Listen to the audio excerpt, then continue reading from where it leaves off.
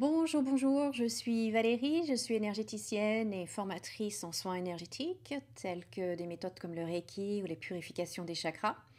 Et aujourd'hui, je vais répondre à une question qui est peut-être un peu une question piège qu'on me pose parfois. On me demande, est-ce qu'on peut vraiment tout guérir avec le Reiki? Et donc là, ça c'est un petit peu le piège parce qu'il y a le mot guérir. Et je suis très très prudente par rapport à ça et j'invite souvent mes clientes et mes élèves à être très prudentes par rapport à cette question.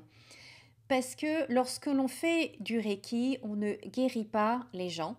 Ça ne nous appartient pas le fait que la personne guérisse ou pas. Parce que même si on fait du Reiki, on n'est pas Dieu.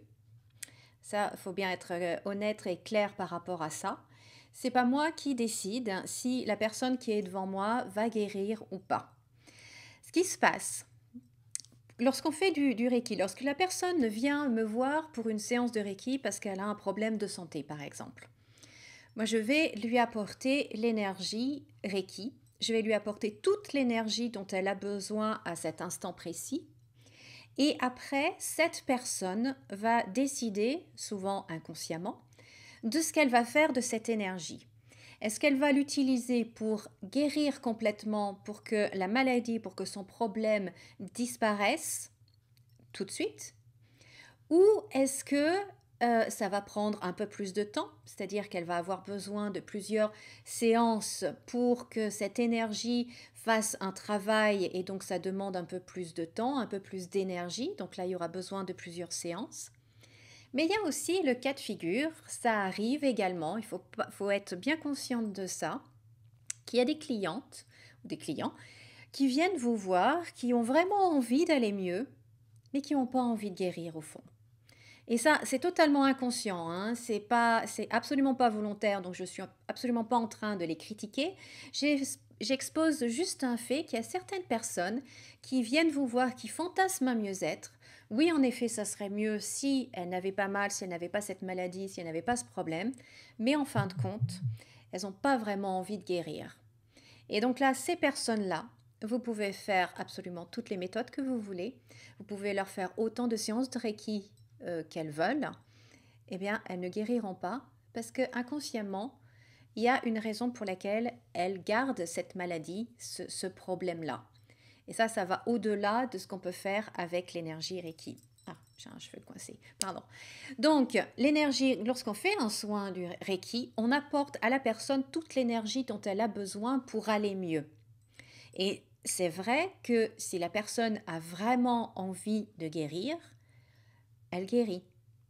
Moi, j'ai eu des cas où la personne faisait une séance de Reiki.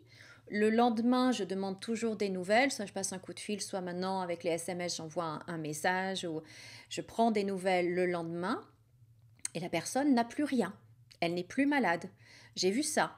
C'est vrai. C'est vrai. C'est pas la majorité des cas. Faut bien, malheureusement, j'aimerais tellement que ce soit ça. Une séance de Reiki et hop, ça y est, plus de maladie. Vous imaginez un peu. Et mais ça arrive, vraiment, ça arrive.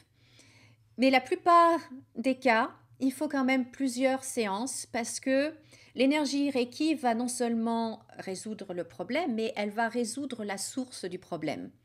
Et parfois, la source est un peu plus profonde et un peu plus cachée. Il y a beaucoup de couches par-dessus. Et donc l'énergie doit déblayer tout ça, nettoyer tout ça avant d'aller résoudre la source du problème. Et donc parfois, eh bien, ça demande 4 séances, 5 séances.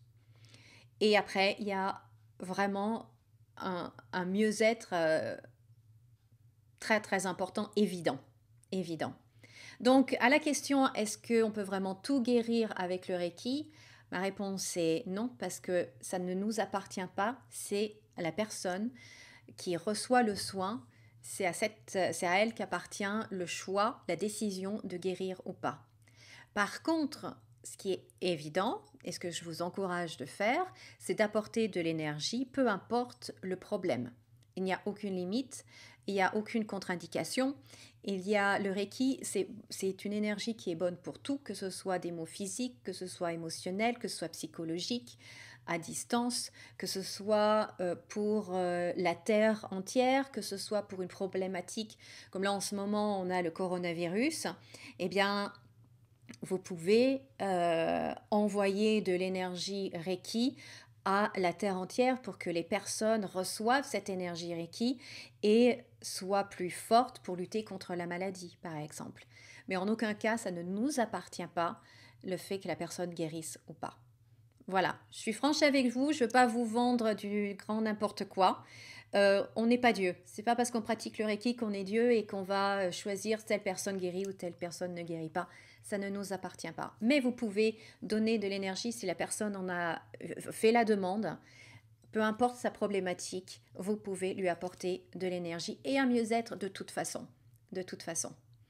Voilà, je vous remercie beaucoup de m'avoir écouté. Merci de partager la vidéo, de laisser un commentaire, de liker, de partager, je l'ai déjà dit. Et je vous dis à très très bientôt pour un nouvel épisode. Et comme d'habitude, souriez et rayonnez. Au revoir.